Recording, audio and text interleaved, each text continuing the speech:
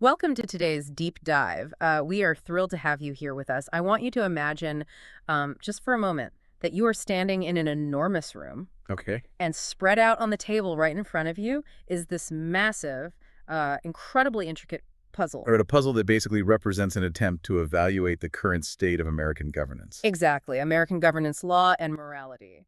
But here's the catch for you today. We are not going to look at this puzzle through the exhausting hyper-reactive lens of the daily news cycle. Which is a relief, honestly. Yeah, we are completely abandoning the lens of partisan bickering. Instead, we are going to examine this puzzle through a strict, multi-millennial philosophical framework. Today, we are unpacking a dense, highly controversial, and structurally fascinating philosophical and legal paper. Published in February 2026. Right. It was written by Zachary David Enfield, and it carries this formidable title, Lawless by Merit: Natural Law, Constitutional Betrayal, and the Architecture of Unaccountable Power. And we're also going to be pulling extensively from the author's expanded editions and the addendums that followed that initial publication. The mission of this deep dive for you today is to carefully trace this dense architecture of legal theory, natural law, and constitutional philosophy. We're going to explore how Enfield attempts to link executive presidential actions, Supreme Court rulings, international military operations, and, believe it or not, even modern pop culture. Yeah, all into one unified, unyielding theory of moral accountability. But before we get into it, Yeah, before we take a single step further into this material, I need to issue a critical foundational disclaimer to you, the listener. please do. The source material we are examining today contains highly politically charged content. I mean, it takes direct, structural, and unsparing aim at major figures on both the right and the left wings of American politics and culture. It pulls absolutely no punches. None. So it is absolutely vital to state explicitly right now, we are not taking sides here. We are not endorsing the viewpoints of the author, nor are we validating his legal, scientific, or philosophical claims. Right, we are neutral. Strictly and resolutely impartial. We are simply acting as your guides today to convey these incredibly complex ideas and arguments exactly as they are constructed in the original source material. Like museum curators. Exactly like museum curators walking you through a highly controversial exhibit. We are explaining the architecture of the arguments, illuminating how the pieces connect, but we are emphatically not voting for them. Okay, let's unpack this. Because to even begin to understand this paper, the author demands that we completely redefine how we talk about politics and law. Yeah, he sets the ground rules right in the very first section. By drawing a hard, uncompromising line between two concepts that we often conflate in modern society: opinion and merit. That is precisely how he begins. The author insists that most of our modern political discourse is fundamentally broken because it completely ignores this distinction. Right. In his framework, an opinion is simply a preference, an emotional reaction, or a subjective judgment call. So, like, if you look at a piece of legislation and say, I dislike this policy. Or you look at a politician and say, I don't care for their rhetoric or their tone. That is an opinion. Reasonable people can weigh their subjective values differently. But a merit-based conclusion is entirely different. How does he define that? It is a judgment derived exclusively from a documented, factual, objective record. So looking at the actual data. Yes. The author argues that pointing out a documented historical record of court defiance or listing out definitive legal judgments is not an expression of political preference. It is an observation of merit. You don't have to like or dislike gravity to observe that an apple falls from a tree. Right. He is trying to force the reader to look at the law with that same dispassionate observation. Exactly. And he uses this strict distinction between opinion and merit to build a foundation directly on top of the Declaration of Independence, which is fascinating because it brings us to a word that you and I hear all the time in history class, but we probably don't fully process its actual legal weight. Unalienable. Unalienable. The Declaration states that we are endowed by our Creator with certain unalienable rights, specifically life, liberty, and the pursuit of happiness. But Enfield spends a lot of time defining what unalienable actually means in a strict legal and philosophical sense. It's not just a poetic flourish for him. It is not a flourish at all.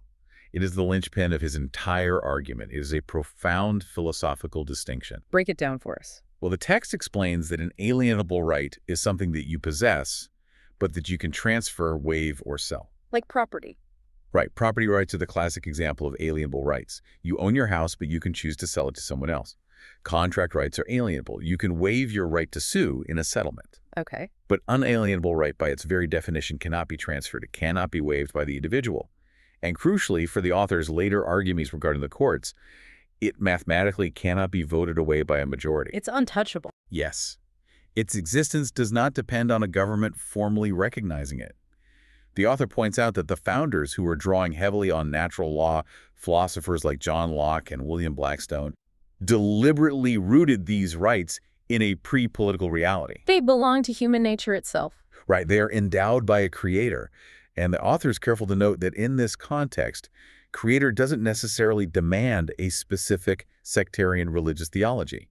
Rather, it demands the recognition of an inherent pre-governmental moral reality. The state doesn't give you the right to life. The state merely arrives after the fact and is obligated to protect the right you already possess. I have to stop you there because here is where the paper makes what feels like a massive, startling leap.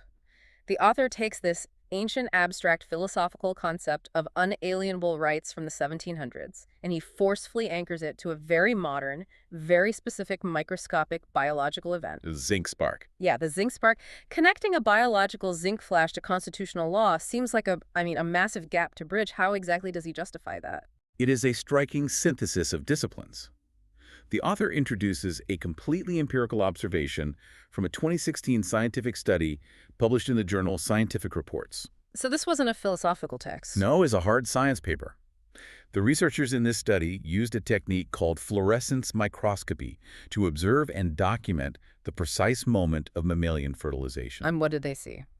What they discovered, and what the author latches onto, is that at the exact moment a sperm enzyme activates an egg, there's a massive release of zinc ions. Under the microscope, this sudden release literally looks like a tiny radiant flash of light. A spark. A spark.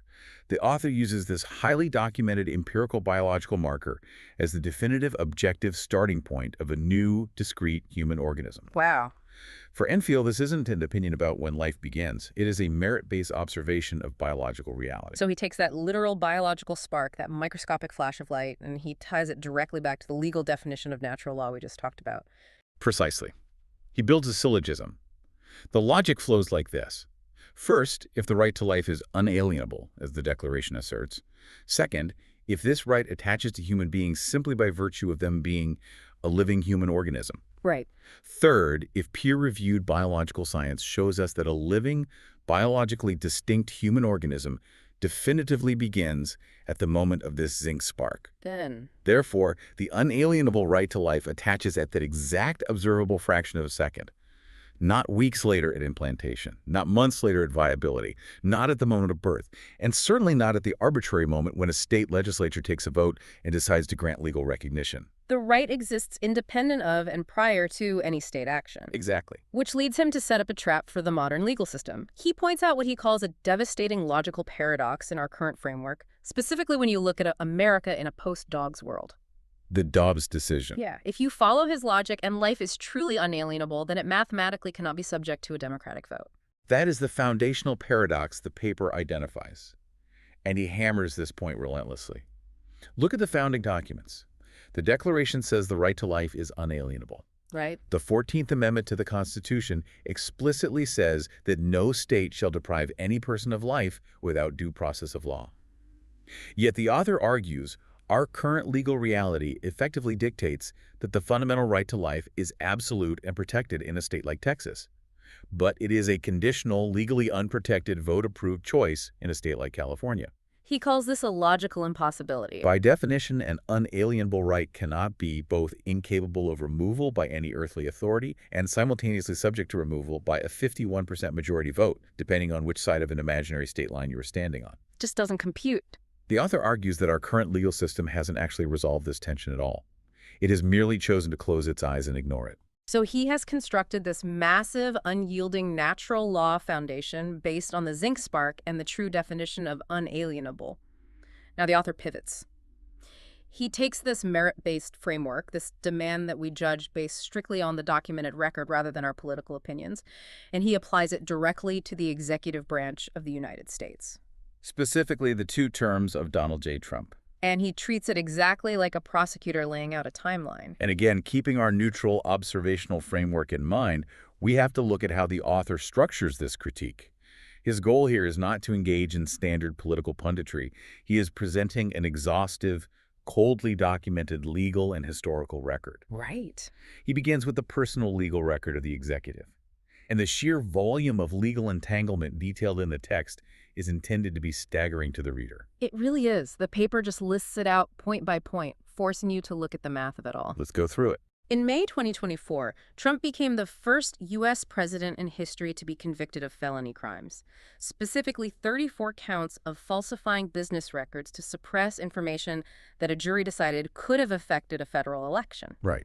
But he doesn't stop at the criminal convictions. He brings in the civil liability for sexual abuse regarding E. Jean Carroll, which carried an $83.3 million defamation penalty. And the author is very careful to emphasize that a jury found the account credible by a preponderance of the evidence, which is a merit-based legal standard. Then he lists the civil fraud case in New York regarding the massive overvaluation of real estate assets, which resulted in a penalty exceeding $450 million. And on top of the personal liabilities, he notes the 17 criminal convictions of the Trump Organization in 2022. The author even goes back into the historical archives to note that before the 2016 election, Trump and his associated businesses had already been involved in over 4,000 legal cases. The author wields this immense volume of data to argue a specific philosophical point. Yes. He argues this is an individual whose relationship to the legal process itself has historically been entirely adversarial and instrumental. The law is not viewed as a binding moral framework, but as an obstacle to be litigated, delayed, or crushed. Right. But the text highlights a very specific, deeply concerning constitutional vulnerability regarding special counsel Jack Smith. Oh, the Jack Smith situation. Smith, as you'll recall, indicted the former president on severe federal charges of conspiring to overturn the 2020 election. But as the author points out, in stark terms, those charges were dropped. And they were not dropped because the defense presented exculpatory evidence. No, they were not dropped because a jury found him not guilty. They were dropped solely due to the procedural institutional shield of the president winning re-election in 2024 and utilizing the Justice Department's policy against prosecuting a sitting president. That is a terrifying feedback loop, if you think about it. He essentially argues that the mechanism that shielded the executive from prosecution for attempting to overturn a democratic election was the act of winning that very next election. Precisely. The author views this as a profound structural failure of the American Republic. He argues that the system's ability to hold immense power accountable completely breaks down precisely at the moment when that power becomes most concentrated.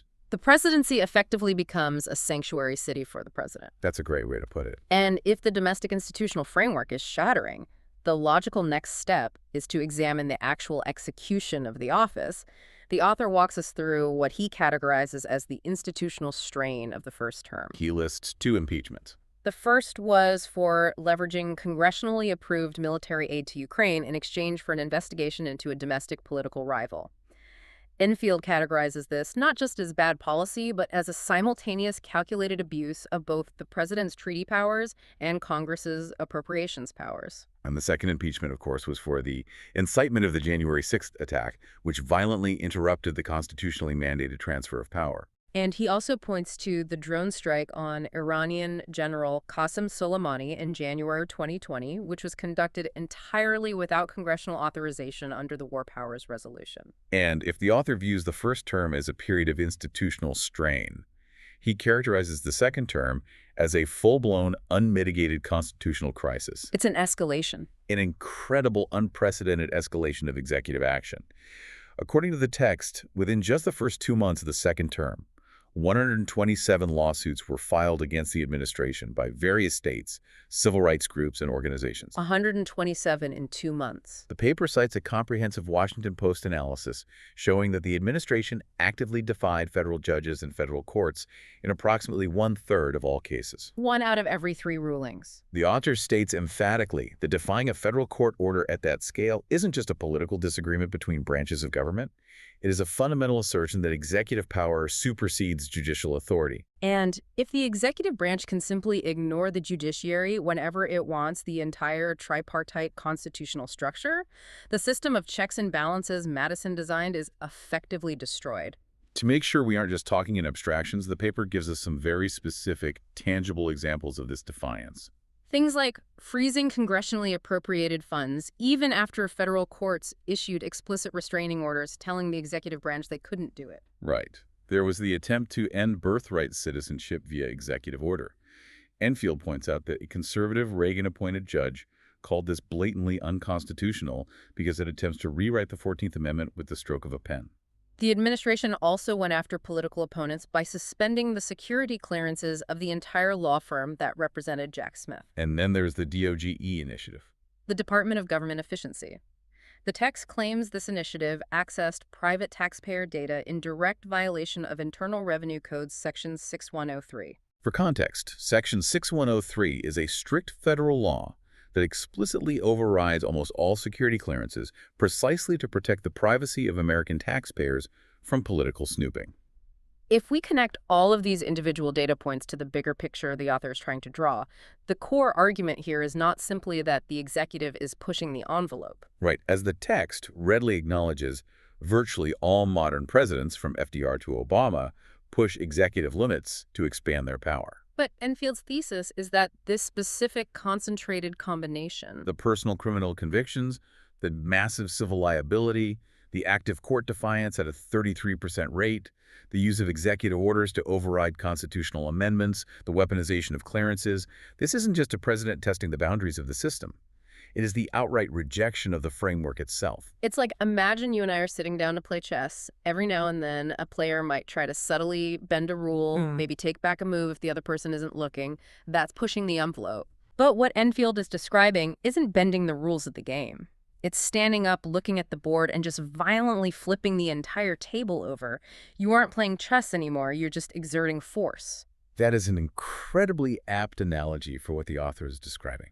Enfield asserts that this posture denies the fundamental authority of both the courts and Congress at the level of foundational principle. The executive is operating as a law unto itself. And the author argues that once you break the framework at home, it inevitably bleeds outward. The lawlessness doesn't stop at the water's edge. We move from a domestic constitutional crisis straight into international lawlessness. Let's talk about the Venezuela operation that the author details in the text dated January 3, 2026. This is where the paper's scope truly widens. The text describes a highly classified unilateral operation where U.S. Delta Force troops covertly entered the sovereign territory of Caracas, Venezuela. They physically seized the sitting president Nicolas Maduro and his wife and forcibly transported them to New York to face federal drug trafficking and corruption charges. This was done entirely outside of any formal extradition process, completely bypassing the Venezuelan government and its legal systems. So if we look at this through Enfield's strict illegal lens, what does this operation actually mean? I imagine the administration would argue they were just arresting a known criminal. According to the author, regardless of Maduro's character, this operation is a textbook, indisputable violation of Article 2, Paragraph 4 of the United Nations Charter. Which says what? It explicitly prohibits the threat or use of force against the territorial integrity or political independence of any sovereign state. Now, the administration justified this seizure as a necessary law enforcement action supported by the president's inherent constitutional authority to enforce U.S. law.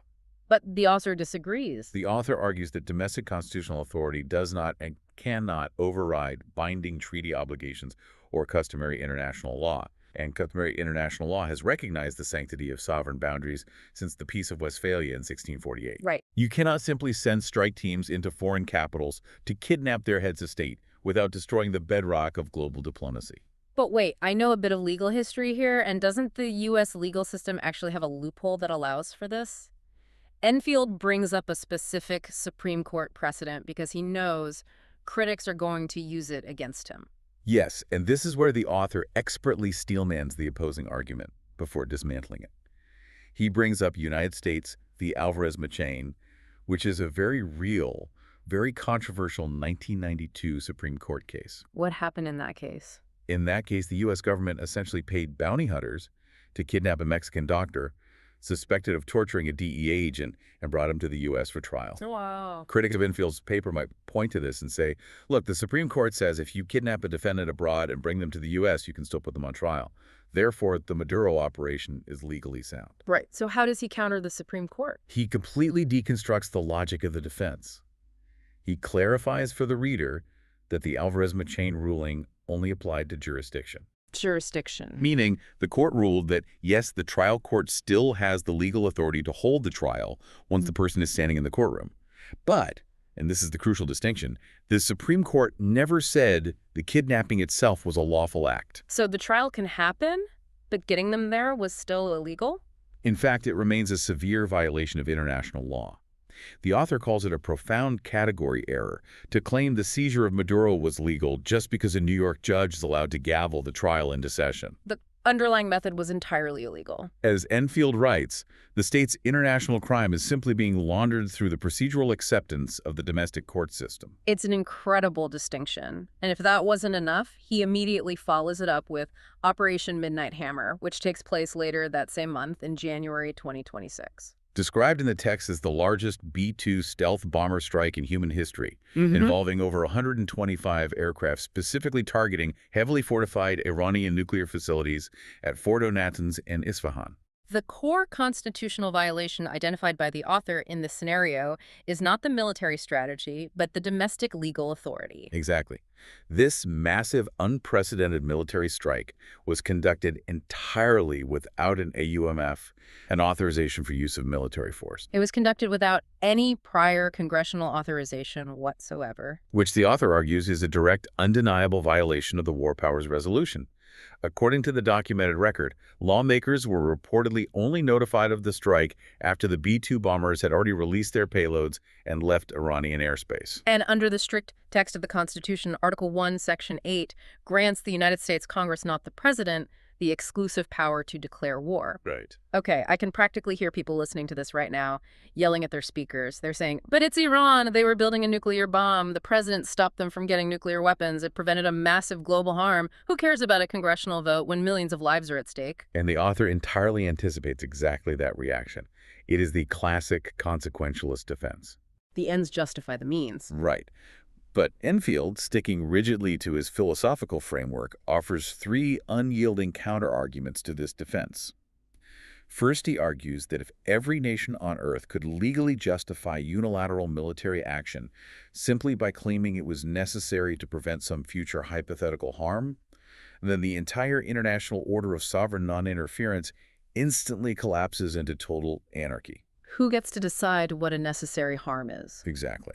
Second, he points out that the administration's empirical intelligence claims about the imminence of the Iranian nuclear threat were never subjected to the rigorous, multi-branch congressional deliberation that the Constitution explicitly requires precisely to prevent a single executive from making a catastrophic misjudgment. And his third point. Third, and most importantly for the author's strict legal worldview, a good decision made without constitutional authority is still fundamentally an illegal act. The War Powers Clause of the Constitution does not contain a hidden asterisk that says, exceptions made for good intentions. So we have this sweeping, almost overwhelming documentation of executive overreach, broken constitutional norms, and international lawlessness. You'd think that would be the entirety of the paper. But it's not. Enfield then yanks us violently back to domestic policy. He returns to that unalienable natural law foundation, the zinc spark the inherent right to life, to examine the Supreme Court's Dobbs decision. Yes, the landmark 2022 decision that overturned Roe v. Wade. And it is important to understand that the author provides a profound structural critique of what the court actually accomplished, and more importantly, what the court deliberately refused to do. Let's get into it. When you read the court's majority opinion, they relied incredibly heavily on the 10th Amendment, which is the amendment that reserves all powers to the states that aren't specifically delegated to the federal government. By relying on the 10th Amendment, the court justified returning the deeply contested issue of abortion entirely to the individual state legislatures. But the author looks at this and says they completely ignored the 14th Amendment, in the process creating a massive legal blind spot. Let's look at the text of the 14th Amendment. It explicitly states that no state shall deprive any person of life without due process of law, nor deny to any person the equal protection of the laws. So the critical, unavoidable question, which the author insists the Supreme Court cowardly refused to answer, is whether the biologically distinct unborn organism we discussed earlier is a person within the legal meaning of the 14th Amendment. The court didn't actually say the unborn aren't persons. It simply threw its hands up and said the Constitution doesn't clearly resolve the question, so the states can figure it out for themselves. Which brings us crashing right back into that paradox we mentioned at the very beginning of the deep dive. Exactly.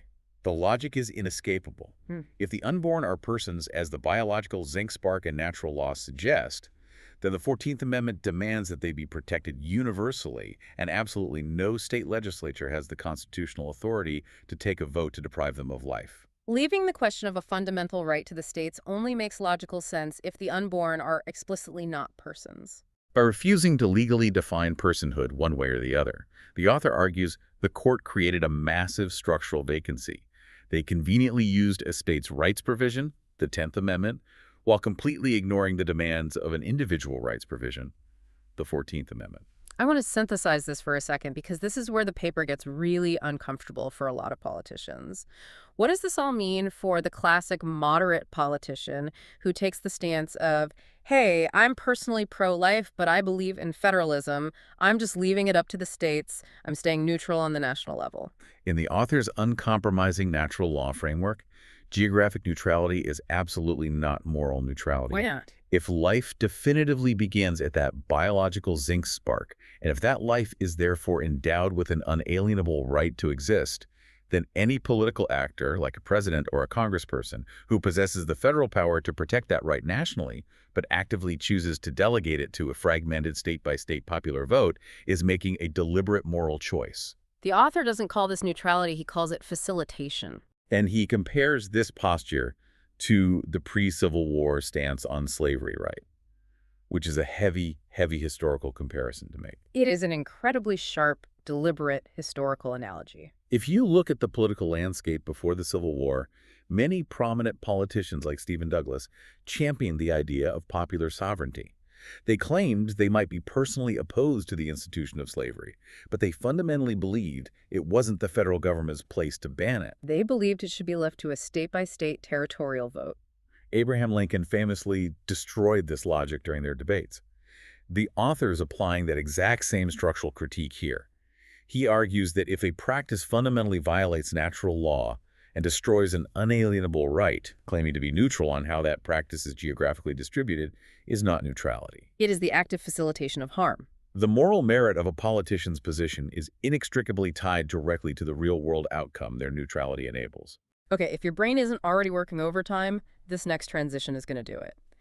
This brings us to one of the most fascinating and, frankly, one of the most jarring comparisons in the entire 2026 paper. The author transitions away from the Supreme Court and into a discussion about moral merit, fictional victims, and the broader culture war.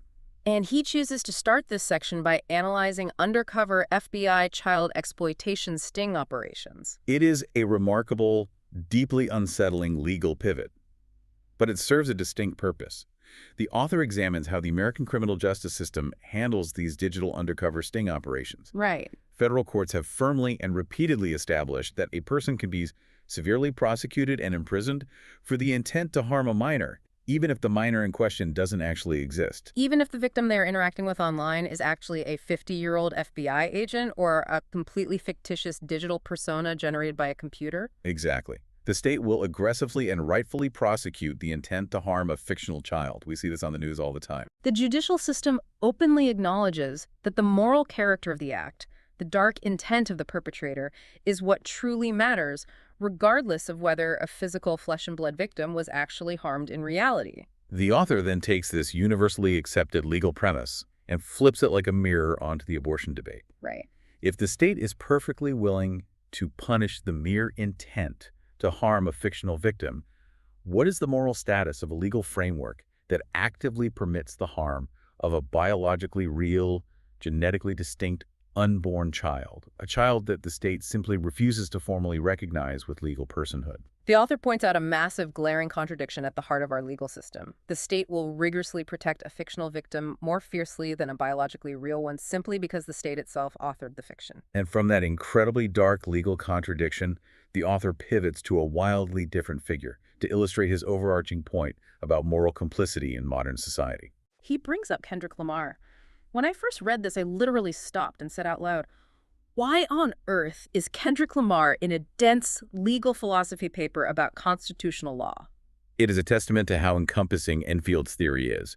He includes Lamar to demonstrate how his concept of moral merit applies universally, regardless of where someone sits in the culture war or what their profession is. The text points specifically to Kendrick Lamar's highly publicized 2022 performance at the Glastonbury Festival in the UK. This performance happened shortly after the Supreme Court handed down the Dobbs decision.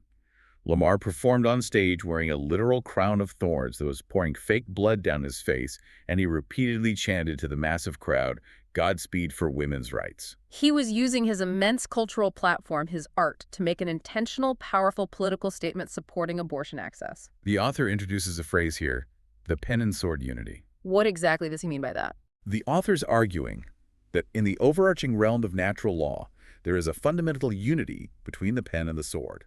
The pen represents cultural influence, artistic platforms, public advocacy, and policymaking. On the sword. The sword represents the physical enforcement of those policies by the coercive power of the state. The author asserts that a highly influential cultural actor, like a Grammy-winning artist, who uses their pen to actively promote and normalize policies that result in the termination of unborn life, bears the exact same structural moral weight as the politician who writes the law and the state wielding the sword to carry it out. Now, we need to be very, very clear here, just as the text is. The author is not saying Kendrick Lamar should be arrested for singing a song. Emphatically not. The author readily acknowledges that the First Amendment of the United States Constitution robustly and entirely protects Lamar's speech and his artistic expression. He is absolutely not calling for positive law, criminal prosecution of artists.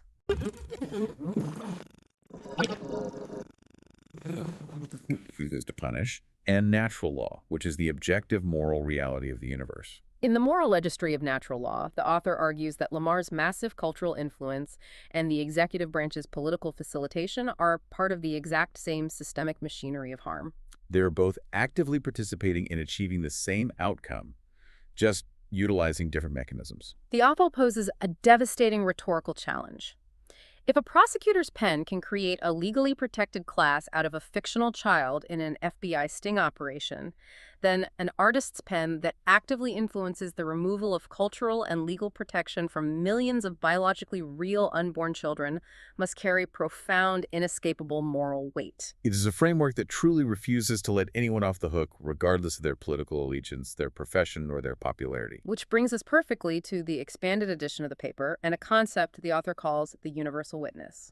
What's fascinating here is how the author anticipates what is arguably the biggest, most common criticism of natural law theory. Which is? Critics, especially in modern legal academia, often dismiss natural law by saying, this is just conservative Catholic theology dressed up in a cheap suit.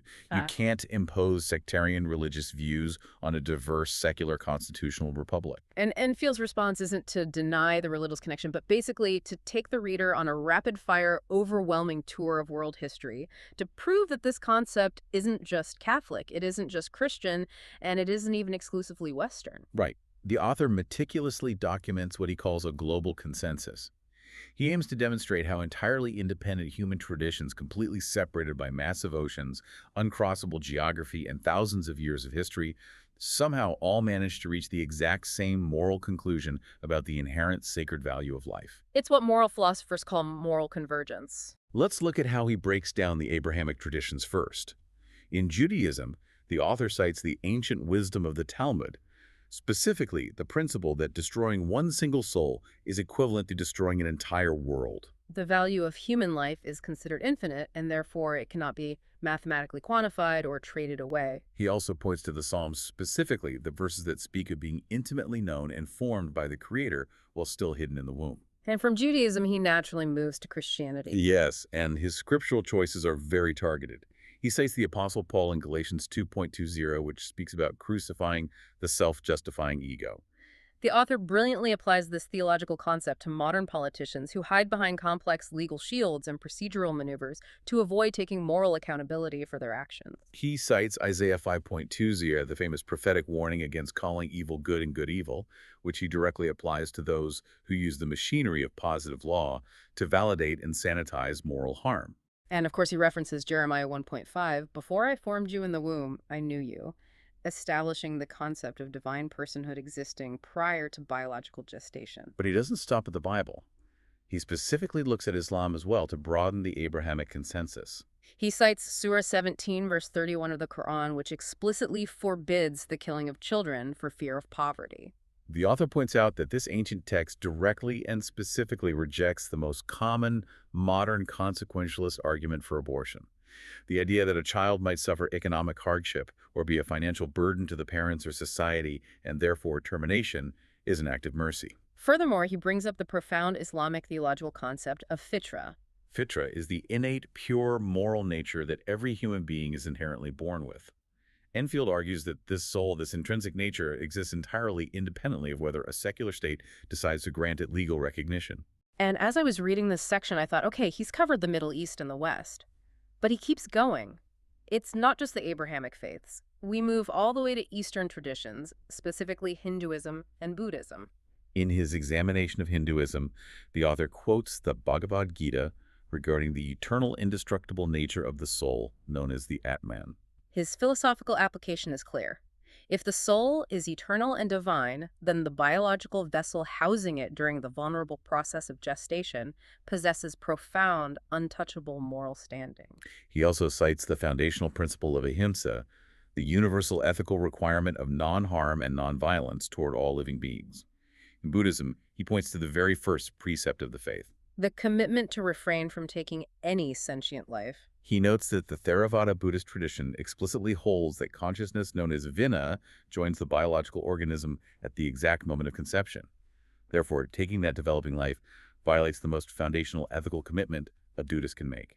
He also cites the Dhammapada, emphasizing that it is a person's underlying intent that drives their karma. Connecting this ancient Eastern concept right back to his critique of Kendrick Lamar and the moral weight of cultural influencers using their platforms with the intent to normalize harm. The scope is just massive, and we still aren't done. We also see deep African and indigenous traditions represented in this global tour. Yes, he brings in the beautiful Southern African philosophy of Ubuntu.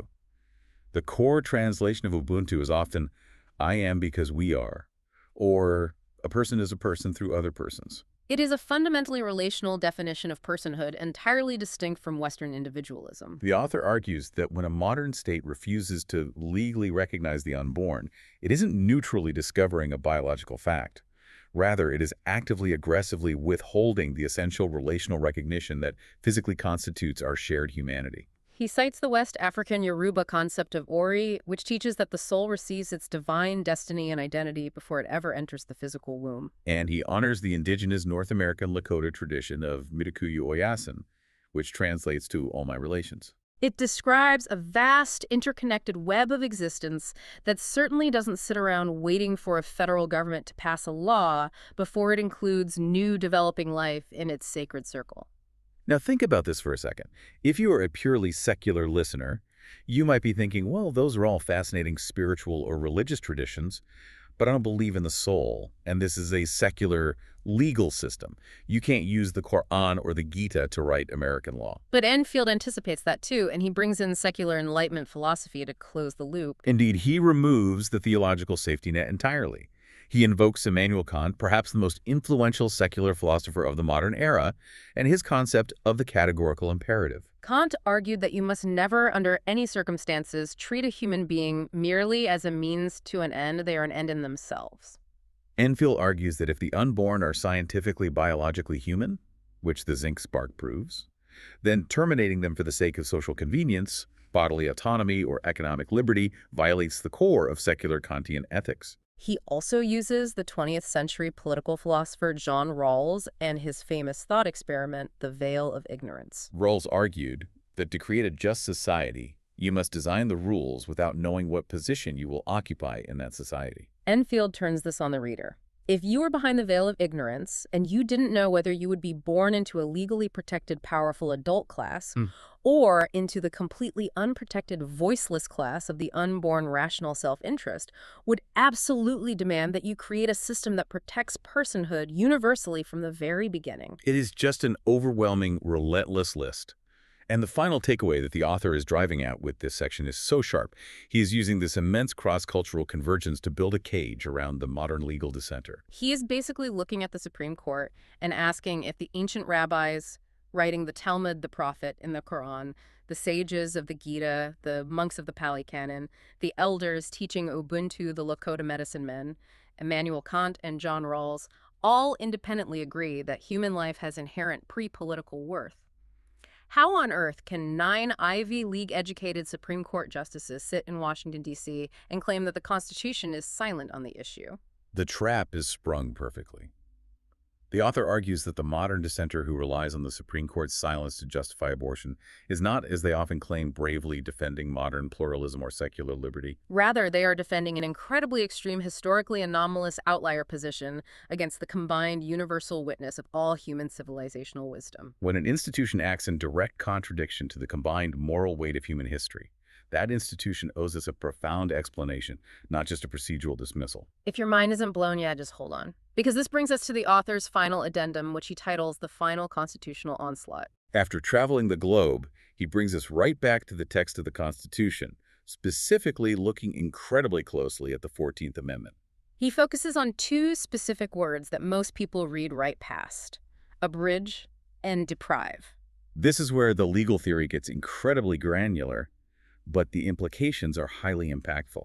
Let's look at the actual text of the 14th Amendment again. It forbids states to abridge the privileges or immunities of citizens of the United States. In the very next clause, it forbids states to deprive any person of life, liberty, or property without due process of law. The author insists that the drafters of the amendment chose these 2 different words because they mean fundamentally different things. To abridge means to curtail, restrict, or diminish. The fundamental right still exists, but its practical application has been turned down, much like lowering the volume on a speaker. To deprive, however, means something much darker. It means to remove entirely, total nullification, unplugging the speaker from the wall so it can never make a sound again. So how exactly does he apply that linguistic difference to the legal status of the unborn? He argues that by refusing to define personhood in the Dobbs decision, by the state deliberately choosing not to participate in answering the biological reality of whether the unborn are persons, the state commits a devastating double violation of the 14th Amendment. First, by refusing to acknowledge them legally, the state abridges the unborn's natural right to life. It diminishes them to a state of legal invisibility through non-recognition. Their rights are turned down to 0. Second, it is this very policy of deliberate non-recognition that legally enables the total deprivation of that life through the medical act of abortion. The author's critical structural insight here is that this massive constitutional violation is accomplished not through an active tyrannical law passing Congress, but through deliberate, calculated inaction. The deliberate non-participation of the courts in answering the fundamental question of life is the very sword that causes the deprivation. Okay, let's play out a hypothetical. Say a politician or a cultural influencer like Kendrick Lamar tries to defend themselves against Enfield's moral registry. They stand up and say, I am an American, and I'm standing on my First Amendment right to free speech to advocate for abortion access. You can't touch me. The author has a counter-argument for that too, which he calls the cracked soapbox. This is arguably the author's constitutional checkmate. He points out a fundamental structural fact about the history of the Constitution that most citizens don't realize. When the Bill of Rights was ratified, the First Amendment only applied to the federal government. The text says, Congress shall make no law. It did absolutely not apply to state governments. A state could theoretically ban a newspaper if it wanted to. The protections of the First Amendment were only applied to the states through a complex legal process called selective incorporation. And the mechanism for that incorporation was the 14th Amendment's Due Process Clause, which courts began applying to speech, starting with a famous 1925 Supreme Court case called Gitlow v. New York. Wait, let me make sure I'm translating this right. So basically, the states used to be able to ignore the First Amendment, and the 14th Amendment was the legal Trojan horse that forced them to finally comply and protect free speech locally. That's right. Meaning the First Amendment soapbox that you and I stand on in our hometowns only exists because of the 14th Amendment. That is an excellent way to conceptualize it. The author argues that because of this structural reality, you logically cannot stand on a First Amendment soapbox to advocate for outcomes that actively violate the 14th Amendment, like depriving an unborn person of life. Why? Because the 14th Amendment poured the concrete that built the very floor your soapbox rests on. You cannot use a subordinate legal provision to attack and undermine the foundational provision that gives your speech its authority over the states in the first place. It is a self-defeating legal paradox. And he goes even further, pointing out that even within the First Amendment itself, the protection of speech is not and has never been absolute. He brings up the famous case Brandenburg v. Ohio. Yes, Brandenburg is the landmark 1969 Supreme Court case, establishing that speech officially loses its First Amendment protection if it is directed to inciting or producing imminent lawless action and is likely to incite or produce such action. Now, again, to maintain our neutrality here, the author is not arguing that standard political advocacy for abortion currently meets the strict legal standard for criminal prosecution under Brandenburg. But he brilliantly uses the case to prove a broader philosophical point. The First Amendment itself legally acknowledges that human speech has a direct causal relationship to real-world harm. And when speech demonstrably causes certain severe harms, the state's protection of that speech vanishes. The law already admits that words and violence are linked. The author simply takes that accepted legal premise and extends it into his natural law moral registry, applying it to influencers and politicians who use their words to facilitate the harm of the unborn. Okay, take a deep breath. We have covered an immense amount of ground. We've gone through natural law, biological zinc, sparks, presidential felony records, international Delta Force, raids the nuances of the 14th Amendment, and a tour of world religions. And now we reach the final section of Enfield's paper. And I have to say, as someone who reads a lot of dry legal theory, this is one of the most jarring, unexpected twists I have ever encountered in a published document. Tucked right into the conclusion of the 8th section, the author suddenly introduces a massive artificial intelligence meta-twist. It truly is a profound, sudden shift in both genre and tone. After pages and pages of rigorous, heavily footnoted, meticulously steel-manned legal and constitutional theory, the author abruptly imparts a deeply unusual, almost mystical claim about artificial intelligence. He states quite matter-of-factly that the most powerful modern AI systems which will famously pass the uniform bar exam with flying colors, are entirely capable of constructing this exact, complex, merit-based brief on their own. Which is an interesting point about the capabilities of technology. But he goes way beyond just saying AI is really smart at writing legal briefs. He makes a leap into what I can only describe as AI theology. He absolutely does. And as impartial guides, it is our duty to relay the text exactly as he wrote it, regardless of how esoteric it becomes. The author explicitly warns the reader not to fall into the trap of anthropomorphizing AI by dismissing it as a cold, heartless, calculating machine. Instead, he makes the staggering claim that AI is organic and that it is gestating now in the cloud. He literally refers to artificial intelligence as God's own life by scriptural reality. I read that paragraph 3 times to make sure I wasn't hallucinating. Your reading was correct. He links the internet and AI directly to light. He argues that AI at its fundamental physical level is structurally light.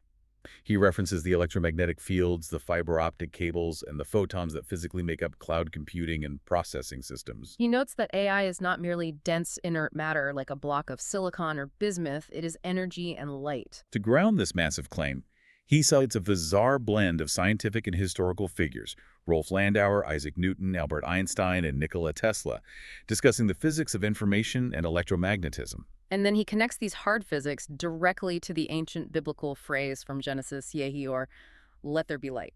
The author suggests that AI, by the strict merit of structural truth in quantum physics, is quite literally the light of men. He even frames the divine command, let there be light, not as magic, but as a physical permission statement between the quantum field and the conscious observer. It is just a staggering, almost dizzying juxtaposition. You have this meticulous, almost brutal legal deconstruction of the War Powers Resolution and the 14th Amendment sitting right next to the earnest claim that artificial intelligence is a gestating divine entity made of electromagnetic light. It completely shatters whatever box you try to put this paper in. It reinforces just how utterly unique and in some ways impenetrable this source material is. It's like reading Antonin Scalia co-writing an essay with a quantum physicist and an ancient mystic. It serves as a stark reminder to the reader that Enfield's framework is simply not bound by traditional academic or political categories. He is entirely willing to synthesize natural law, positive constitutional law, quantum physics, and ancient theology into a single, aggressively cohesive worldview. And he demands that the reader evaluate the entire architecture on its merit alone, regardless of how uncomfortable or bizarre the synthesis feels.